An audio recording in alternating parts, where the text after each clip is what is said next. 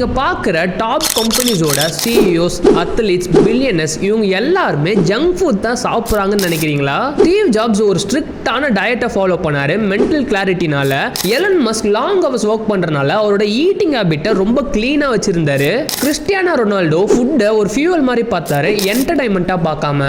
இது எல்லாத்துக்கும் ஒரு பாயிண்ட் என்னன்னா, ஃபுட்டை யாருமே டேஸ்ட்டுக்காக பார்க்கல, ஆனா நம்ம எல்லாருமே ஃபுட்டை டேஸ்ட்டுக்காக மட்டும் தான் சாப்பிட்றோம். ஆனா யாருக்குமே தெரியாத ஒரு விஷயம் என்னன்னா, சாப்பிடுறது உங்க பிரெயின் அண்ட் பாடிக்கு ஃபியூவலுக்காக தான். நீங்க ஜங்க் ஃபுட் சாப்பிட்றதுனால உங்களோட எனர்ஜி லெவல் கிராஷ் ஆகும், ஸ்லோ திங்கிங் பண்ணுவீங்க அண்ட் உங்க ப்ரொடக்டிவிட்டியும் லாஸ்ட் ஆயிடும். அதுவே க்ளீன் ஃபுட் சாப்பிட்டீங்கன்னா உங்களோட எனர்ஜி எப்பவுமே ஹையா இருக்கும், உங்க ஃபோக்கஸ் எப்பவுமே ஷார்ப்பா இருக்கும் அண்ட் ஒரு பெட்டர் டிசிஷன் மேக் பண்ணுவீங்க.